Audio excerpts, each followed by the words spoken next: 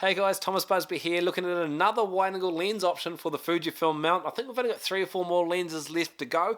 Today we're having a look at the 16mm f2.8 from Fujifilm.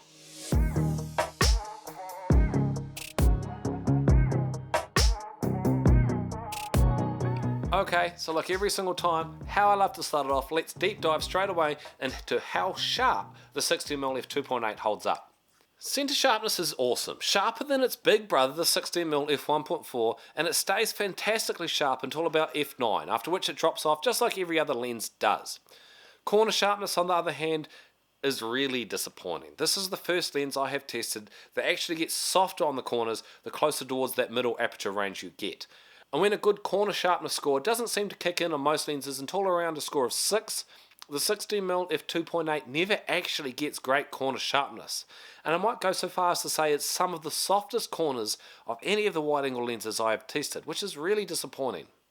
But it is a very cheap lens. It gets a lot of points back by not costing you the earth, and there aren't a lot of other wide-angle options that are this cheap from Fujifilm. Looking at some of the features, it has a 49mm lens cap or screw-on filter. It does have a very nice focus ring. This sounds a little bit odd, but as far as the movement of that ring goes, it is very smooth and firm. I actually quite like it.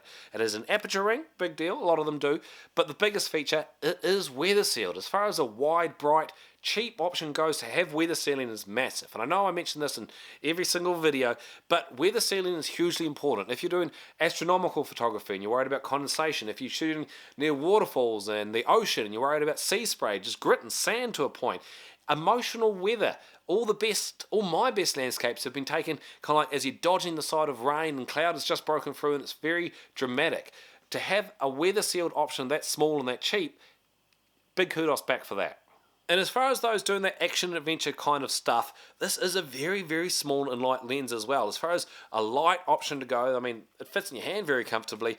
There are not many options that are this light and small and still weather sealed, like I said, from the features section. So huge kudos again for being such a smaller and lighter option. Even if you compared it, say, to the 16mm f1.4, it's a good close to half the size kind of thing. That makes, once again, far more points back for having it such a small and light option. As far as lens flaws and astronomical performance goes, the 16mm f2.8 is maybe the worst prime lens you can get from Fujifilm. It's a lot better still than a lot of the other zoom options, especially say some of the kit options. However, if you own the 18 to 55 f2.8 to f4, that at 18mm at f2.8 does a lot better astronomically than the 16mm f2.8, and that's a very cheap, easy lens to get. Coming in at 7th place, there are quite a few better options for astro, so don't think that because it shares the same millimeter zoom range as the 16mm f1.4 that it's going to share the same awesome astro performance. When using the 16mm f2.8 for astro, its corner aberrations don't really clear up until the f4, 5.6 kind of range, which is getting pretty dark. So if you want to use this for astro, I'll just accept that your corners are going to have a couple of aberration flaws to them and just shoot at f2.8 and accept it. For those that want to start using this lens for astronomical photography, feel free to jump over to my website or my Instagram page, download, share, screenshot, whatever you need to do of this cheat sheet here. It's a great recommended starting settings for those that are wondering about astronomical photography. A big question I get asked about this is, what does the K mean?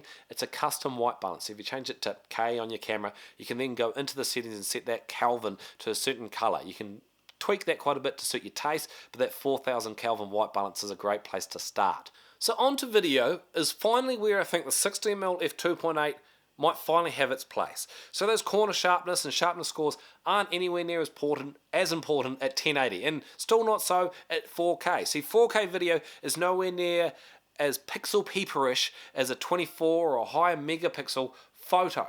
Those corner sharpness don't count for as much. It still will affect you, I'm not arguing that, but corner sharpness, not as big a factor for video. And just like all the other newer f2 and f2.8 lenses from Fujifilm, the autofocus system out of the 16mm f2.8 is silent and accurate and smooth. It is a nice newer autofocus system, especially even say compared to the 16mm f1.4, which isn't bad for video. As a far cheaper option, the 16mm f2.8 fills its spot in video. I think that's where this lens is really designed, unless you need, like I said, a cheap weather sealed option, then that still has its place. But video for the 16mm f2.8, nice option there. So for final thoughts, I guess a common question would be, how well does the 16mm f2.8 compete with its big brother, the 16mm f1.4? And is paying the difference worth it for the 1.4? And I can tell you now, It's not even close. For those that haven't seen this lens review, once again, I'll leave a link for it up here. The 60mm, even for the high price, is well and truly worth it as one of the best wide-angle options available from Fujifilm.